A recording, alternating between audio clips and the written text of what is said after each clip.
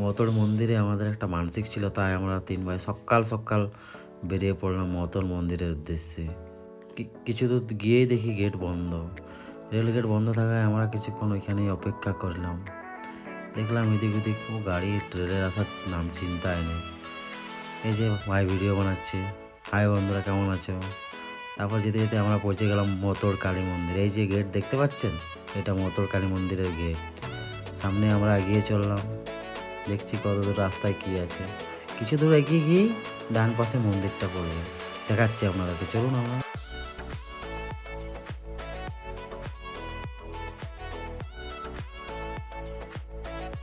Bike থেকে নেমে আমরা মন্দিরের দিকে হাঁটতে শুরু করলাম।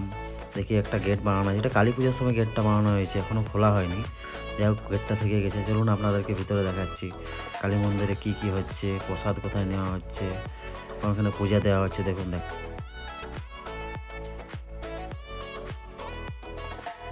এই হলো মহতোর কালী মন্দির। মন্দিরটা খুব সুন্দর মন্দির, চারিদিকের পরিবেশটাও খুব সুন্দর। এই যে দেখছেন, খুব চারিদিকে দোকান আছে, পুজোর সামানের দোকান আছে, সব কিছু এখানে পাওয়া যাবে।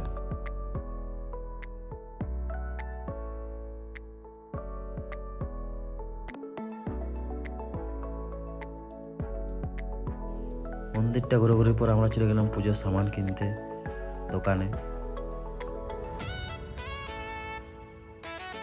পুজোর সামান নিয়ে আমরা এবারে মন্দিরের দিকে যাচ্ছি। লাইন দেবো, এখানে লাইন ছাড়া তো এখানে কিছু হবে না, লাইন দিয়ে পুজো দেওয়াতে হবে। আমার ভাইকে বললাম, তুই পাঠাটা নিয়ে যা, ওখানে পুজো করাবি, আর আমি এদিকে লাইনে দাঁড়াই পুজো করানোর জন্য। দেখুন আপনাদেরকে মন্দিরটি দেখাচ্ছি এবার পুরো ভালোভাবে, কোথায় কেমনভাবে লাইন হচ্ছে, কোন দিকে ছাগল বলি হচ্ছে, সব কিছু দেখাচ্ছি। দেখুন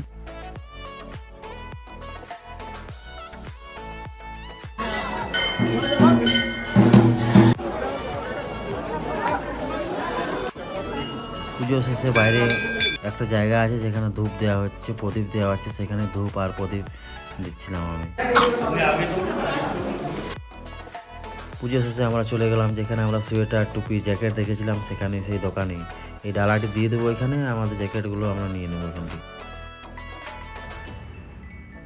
খুব খিদে পাচ্ছিল, তাই কিছু খাওয়ার জন্য চলে গেলাম ওখানের সামনের একটি ঠেলাতে। দেখা যাক ওখানে কি পাওয়া যায়। কাকা কি করছে দেখি একটু। কাকা গরম গরম চপ বাজছে ওরে। আমি বলে দিলাম কাকাকে, কচুরি দিয়ে দাও আর চপ দিয়ে দাও। যা দেখাচ্ছে আর যা খিদে পেয়েছে, গিয়ে বসে পড়ি। এই যে আমার ভাই কচুরি ঘুগনি দিয়ে দিল, এবার আমরা ঝেড়ে খাবো। এখন খুব জোর খিদে পেয়েছে, সকাল থেকে কিছু খাইনি, এখন খেতে হবে।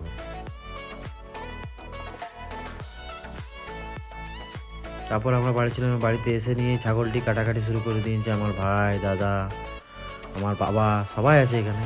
আমিই পালিয়ে বেড়াচ্ছি, আমি পারি না।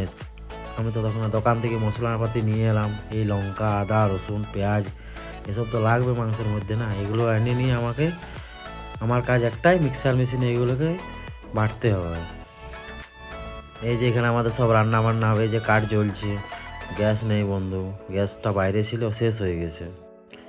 রাতের বেলা গ্যাসটা ভরে নিয়ে এলাম, রুটি করতে হবে। অনেকে আবার বলছে রুটি খাবো, তাই রুটি বানানো চলছে। দেখুন